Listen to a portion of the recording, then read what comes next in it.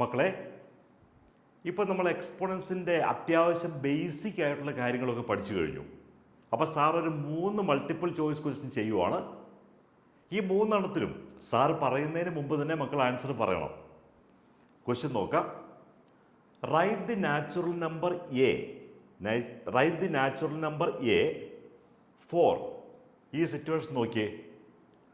5 raised to a minus 3 into 5 raised to a minus 3 into 3 raised to 2a minus 8 225. നമ്മൾ എങ്ങനെയാണ് ചെയ്യുന്നത്?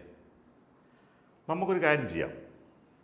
5 raised to a minus 3 into 3 raised to 2a minus 8 എന്ന് പറയുന്നത് 225 ആണ്. നമുക്കൊരു കാര്യം ചെയ്യാം. ഈ 225നെ 5 into 3 അതിൻ്റെ പ്രൊഡക്റ്റ് ആക്കി എടുക്കാം. നമുക്ക് 225നെ ഒറ്റയടിക്ക് തന്നെ 15 into 15 എന്ന് പറയാൻ പറ്റും. 15 into 15 എന്ന് പറഞ്ഞാൽ അത് 3 into 5 into 3 into 5 ആണ്. വളരെ simple. That is equal to 3 square into 5 square എന്ന് പറയാം.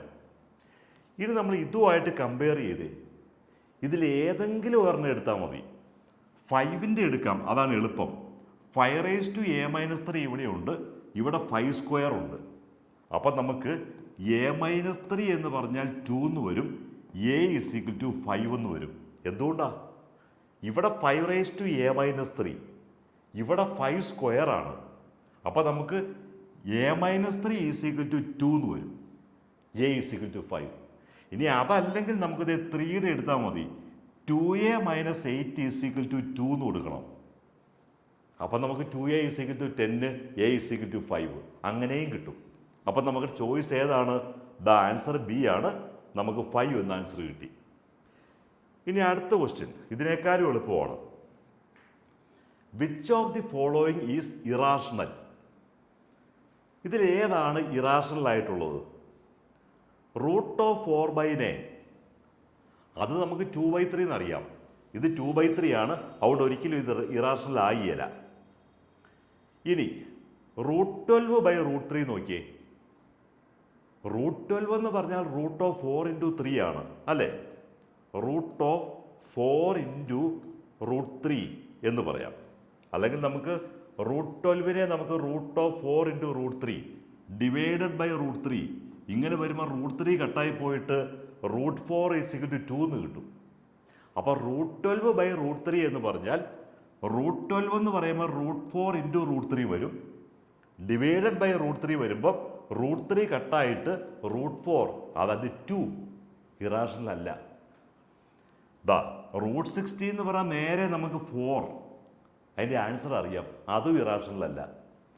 പക്ഷേ ഇത് നോക്കിയേ, √5c അപ്പോൾ √5 എന്ന് പറയുന്നത് ഇറാഷണലാണ്. പിന്നെ സി എന്ന് പറയുന്നത് റാഷണലായാലും ഇറാഷണലായാലും ഒരു റാഷണൽ നമ്പറിനെയും ഇറാഷണൽ നമ്പറിനെയും മൾട്ടിപ്ലൈ ചെയ്താൽ അത് ഇറാഷണലായിരിക്കും. അപ്പോൾ തീർച്ചയായിട്ടും ആൻസർ ഈസ് ബി. ഇനി നമുക്ക് ഒരു ക്വസ്റ്റ്യനും കൂടി നോക്കാം. അത് വളരെ ഈസിയാണ്. നോക്കൂ, ഈ √10 into √15 നമ്മൾ എങ്ങനെയാണ് അതിനെ എഴുതുന്നത്? √10 into √15 നമ്മൾ മൾട്ടിപ്ലൈ ചെയ്യുമ്പോൾ √10 into √15 ഇതിലേത് ചോയ്സാണ് നമുക്ക് സെലക്ട് ചെയ്യാൻ വേണ്ടി? √10നെ 2 into 5 എന്ന് പറയുക, √15നെ 3 into 5 എന്ന് പറയുക. ഇത് നമ്മളിങ്ങനെ ചെയ്യുമ്പോൾ നമുക്കറിയാം ഇതിനെ ഒന്നിച്ച് ഒരു റൂട്ടിൽ കൊണ്ടുവരാം. 3 into 5, 2 into 5 into 3 into 5. ഇവിടെ നമുക്ക് 2 5ന് അതിൻ്റെ സ്ക്വയർ റൂട്ട് ഒരു 5 ആയിരിക്കും.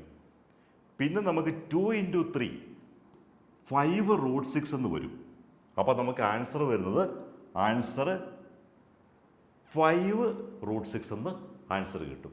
നമുക്ക് എക്സ്പോണൻസിൻ്റെ ബേസിക് ആയിട്ടുള്ള നോളജ് ഉണ്ടെങ്കിൽ ഇത് വളരെ ഈസി ആയിരിക്കും. അപ്പോൾ നമ്മൾ കൂടുതൽ അഡ്വാൻസ്ഡ് ക്വസ്റ്റ്യൻസ് വരുമ്പോഴത്തേക്കും നമ്മൾ ഇതിൻ്റെയൊക്കെ ആപ്ലിക്കേഷൻ മാത്രമേ കാണുള്ളൂ, ഓരോ സ്റ്റെപ്പുകളിൽ മാത്രമേ ഇത് വരത്തുള്ളൂ. അപ്പോൾ നമ്മൾ ഇതിൻ്റെ ബേസിക് ആയിട്ടുള്ള കാര്യങ്ങളെല്ലാം ശരിക്കും മനസ്സിലാക്കിയിരിക്കണം. കൂടുതൽ പ്രാക്ടീസ് ചെയ്യാൻ സാറിൻ്റെ വാട്സപ്പിൽ മക്കൾ വിളിച്ചാൽ മതി. സാറിൻ്റെ വീഡിയോ സബ്സ്ക്രൈബ് ചെയ്യണം, എല്ലാ ഫ്രണ്ട്സിലേക്കും മക്കളൊന്ന് ഷെയർ ചെയ്യണം.